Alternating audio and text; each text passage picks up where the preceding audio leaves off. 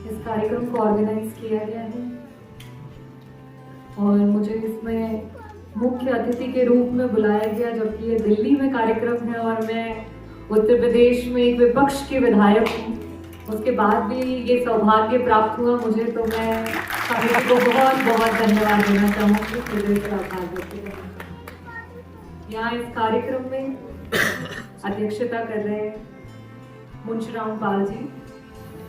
हमारे बीच में lady Hardinge से HOD है डॉक्टर रवि सोलंकी जी, मानचंद रिवड़िया जी, नरेंद्र बसवाला जी, विजेंद्र सिंह जी, कुंदन जी, माया हंसराज जी, जगजीत सेजवाल जी, अजय नावरिया जी, लक्ष्मण राणा जी और यहाँ पे उपस्थित सभी मेरे पिता तुल्य, मेरी माताएं, मेरे हम उम्र, मेरी बहनें और मेरे भाई, आप सभी का मैं दिल से स्वागत करती हूँ और धन्यवाद देती हूँ कि कम्युनिटी के कार्यक्रम, समाज के कार्यक्रम में आप लोगों ने अपना बहुमूल्य समय निकाला और आप सभी यहाँ पर आए। आपको बहुत बहुत धन्यवाद। जैसे आप सभी को पता है अभी चुनाव चल रहे हैं, तो चुनाव के दौरान में एक बार कोई ये कार्यक्रम कैंसिल भी हो गया था क्योंकि 13 तारीख को वोटिंग थी। लेकिन शायद कहते हैं ना कि जब कुछ लिखा होता है तो होना होता है।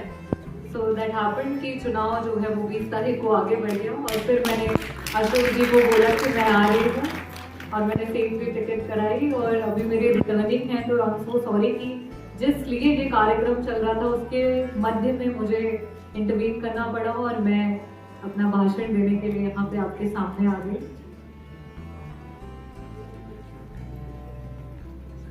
जब भी हम समाज की बात करते हैं, हमारे बीच में बहुत सारे युवा हैं क्योंकि ये मंच, ये कार्यक्रम युवाओं के लिए रखा गया कि आप जिनके साथ अपना जीवन पूरा आगे का बिताने वाले हैं उन्हें देखें, उन्हें जाने, उन्हें समझें। और एक बहुत बड़ा निर्णय होता है। एक विवाह जो है वो सिर्फ एक पति पत्नी, एक पुरुष और एक महिला को नहीं जोड़ता है, पूरे परिवार को जोड़ता है। दो परिवारों के साथ साथ समाज को भी समृद्धि प्रदान करता है और आगे बढ़ाता है। तो ऐसे कार्यक्रम को अशोक निर्माण जी और साथ ही साथ जो पूरी कमेटी ने ऑर्गेनाइज किया है, आप सभी को बहुत सारी शुभकामनाएं और आभार। और पूरी मुझे उम्मीद है कि इन तरीके के कार्यक्रमों से हमें एक दूसरे को जानने का अवसर मिलेगा, मौका मिलेगा और सही निर्णय लेने के लिए भी हमें अवसर मिलेगा। आप सभी को पता है कि मैं पेशे से डॉक्टर हूँ, राजनीति में तो अभी आई हूँ। 2022 के चुनाव में मैं समाजवादी पार्टी से चुनाव लड़ी और विधायक बनी। तो जब भी राजनीतिक कोई मंच होता है तो वहाँ बोलने के लिए मेरे पास बहुत कम चीजें होती हैं। मुझे समझ नहीं आता कि ठीक है, वही राजनीति, वही चुनाव, वही प्रचार, वही बातें। लेकिन जब कोई इस तरीके का मंच होता है जहाँ मेरा परिवार होता है, जहाँ मेरा समाज होता है, जहाँ मेरे लोग होते हैं, मेरे से छोटे बच्चे हैं, मेरे भाई होते हैं, मेरे पेरेंट्स होते हैं, तो मुझे बहुत अच्छा लगता है वहां बोलने में। क्योंकि तब आपको ये नहीं सोचना पड़ता कि आपको तौल के बातें रखनी है, क्या पता कुछ उन्हें बुरा लग जाए, क्या पता वो नाराज हो जाए। क्योंकि आपको ये एक चीज पता है कि एक भाई, एक बहन, एक माँ, एक बाप, वही है परिवार जिससे आप खुल के अपनी सारी बातें कर सकते हो। डांट भी पड़ सकती है और बाद में ये पता है कि सब कुछ अच्छा हो जाएगा, सब चंगा हो जाएगा, बढ़िया होगा। मैं दुर्बलनाथ महाराज जी को प्रणाम करती हूँ अपनी बातें और अपनी जो भी मेरे एक्सपीरियंसेस रहे हैं समाज को लेके उसे शेयर करने से पहले। तो दुर्बलनाथ महाराज की जय।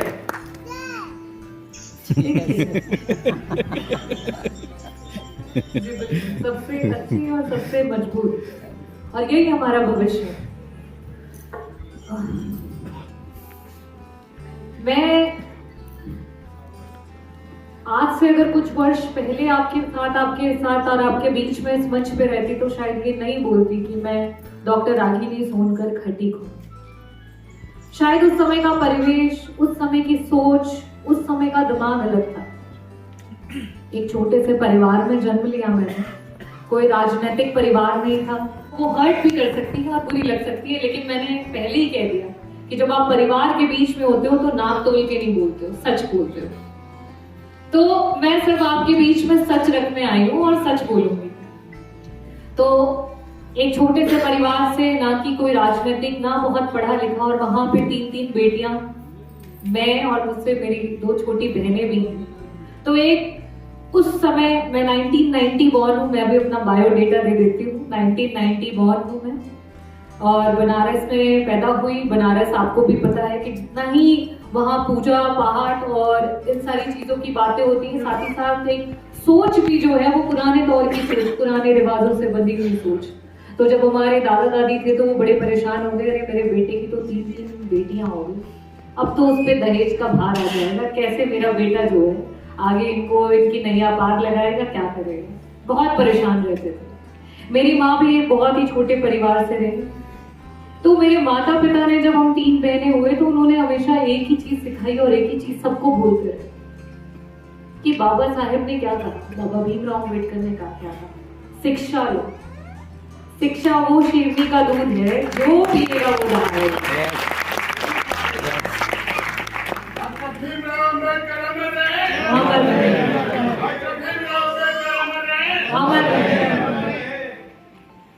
तो बस वहां से कहानी शुरू हुई। एक हस्बैंड वाइफ जिनके 3 बेटियां हैं, बहुत पैसा भी नहीं है, बहुत शिक्षा भी नहीं है, बहुत जानकारी भी नहीं है, लेकिन सपना है। सपना है कि जो मैं नहीं कर पाई वो मेरी बेटी करेगी और मेरी बेटी आत्मनिर्भर बनेगी।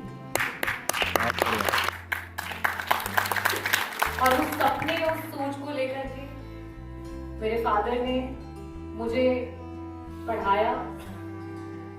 डॉक्टर बनने की जो जर्नी थी वो तो बहुत लंबी है, अगर वो बताना शुरू करूंगी तो मुझे लगता है शाम तक हो जाएगी।